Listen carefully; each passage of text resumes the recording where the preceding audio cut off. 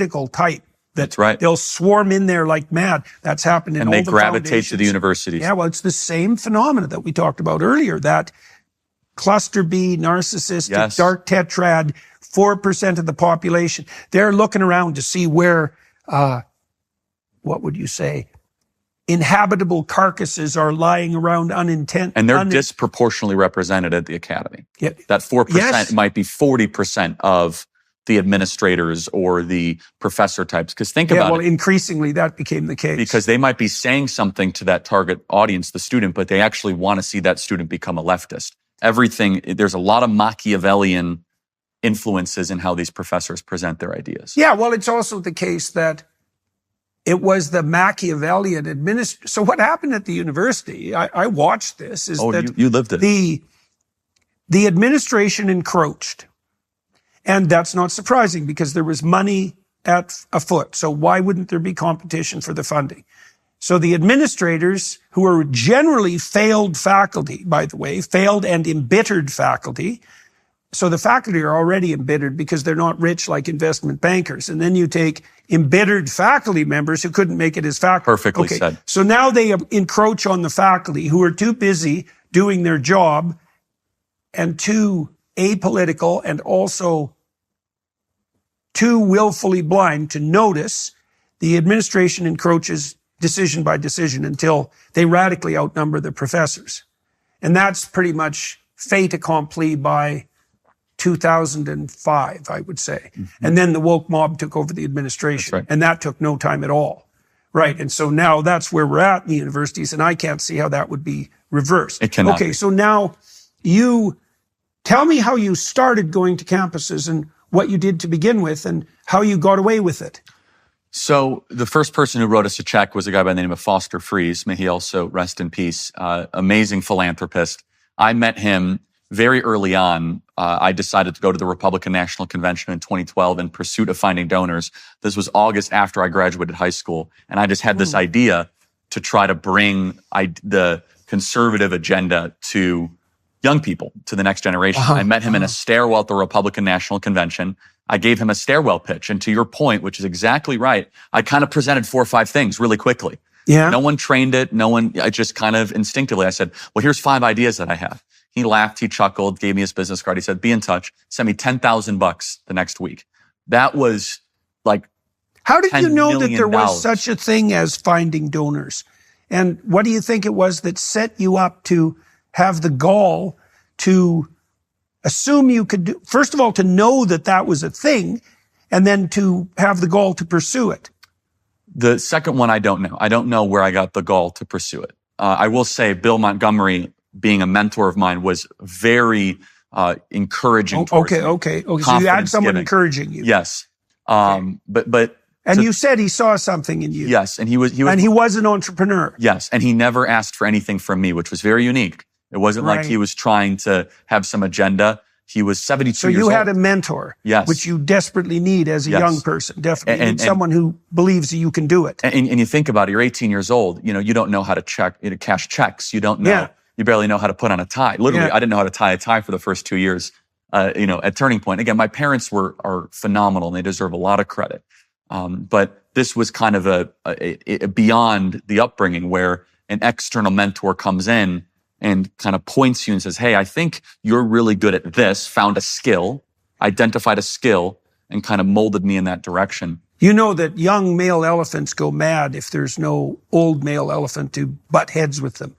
That's very well documented. It's very apropos for Republicans. Yeah, right. Exactly. Yeah, definitely. So, yeah. But it was, I'm a quick learner. I'm a quick study.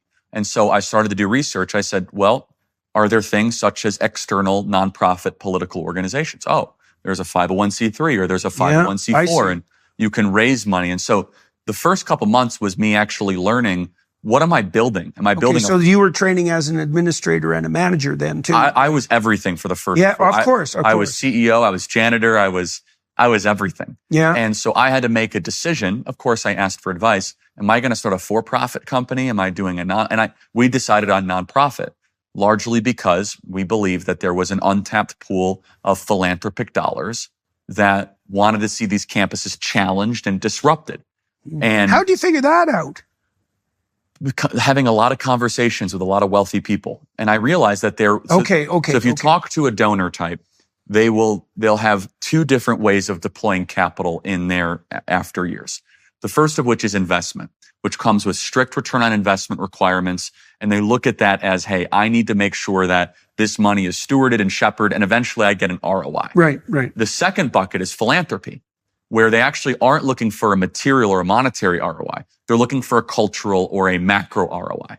And those sometimes are in donor-advised funds, or they're in 501c3 type categories.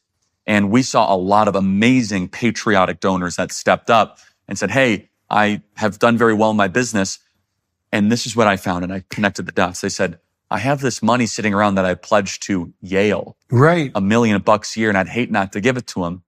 Is there some other better idea? What we found was so many conservative donors that had a lot of money, but not a lot of great ideas of where to deploy that 501. You think about it, the predominant amount of 501c3s in the educational space are left wing. Yeah, all of them. Right, exactly. So here I am. I'm kind of this new disruptive force. And they say, okay, and I'm not going to give him the money I give to Yale, but I'll give him $50,000 a year, kind of see how he does. Right, right, right. And so we started to earn the trust of a lot of donors and earn the trust of a lot of philanthropists. Okay. So now you're going out on campuses. Do you remember the first time you did this? Oh yeah, University of Wisconsin-Madison. Tell me about that. I drove up there. We had a singular student. Who's we? Well, we being like, actually Bill Montgomery came with me to that one. But he kind of just was in the shadows. I literally had a card table that I brought from my parents' house and set it up right there on the campus, University of Wisconsin-Madison. I think I still have a picture of this. And I had some sign that said, big government sucks, a little provocative. Yeah. And I sat there at a chair, and I think a student would come up maybe once every 15 minutes.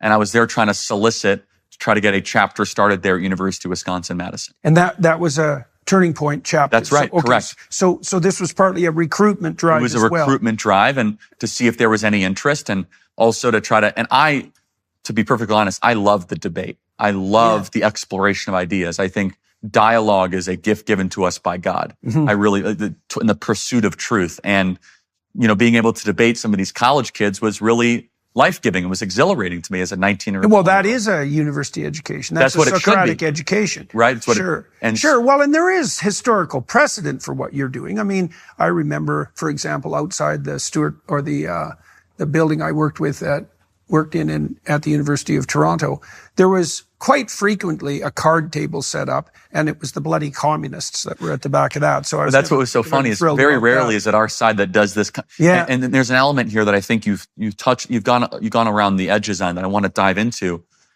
I was viewed as unseemly by the conservative establishment because the conservative way of doing things, it's not to go set up a card table. No, definitely not. It was to speak properly.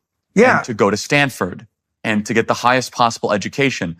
And what I was unknowingly on the cutting edge of was something you mentioned earlier, is that conservatives have now become low trust of institutions and liberals have become high trust of institutions.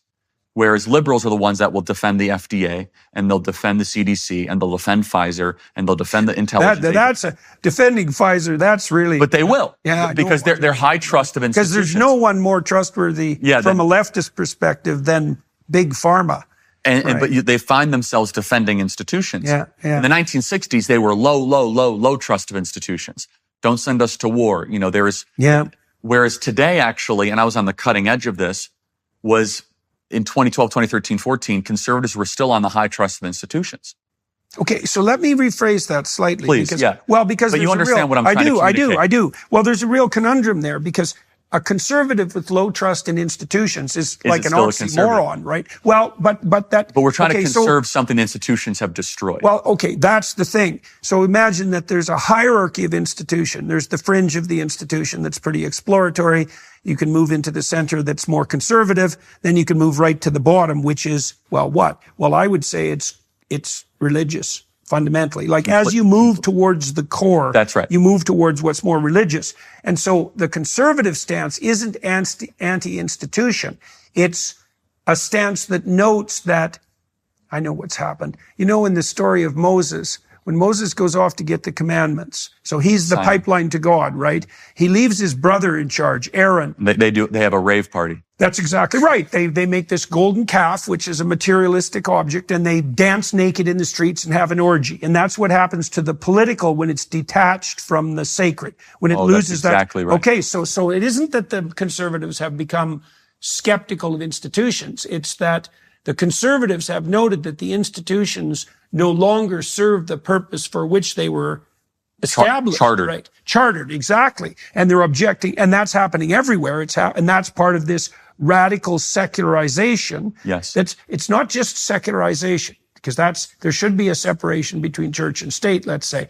It's not that the institutions have become secular. It's that they've turned 180 degrees from their original orientation and are now rampaging as madly as possible in the other direction. So the universities are no longer the fortress walls against the barbarians. They're actually the voice of the barbarians, right? Hence the pro-Hamas demonstrations on campus. Or the Black Lives Matter stuff, or the transgender stuff. That's right, very well said. Exactly. Okay, but we got to get that terminology exactly right, because it's very dangerous for conservatives to conceptualize themselves as anti-institutional, because then they become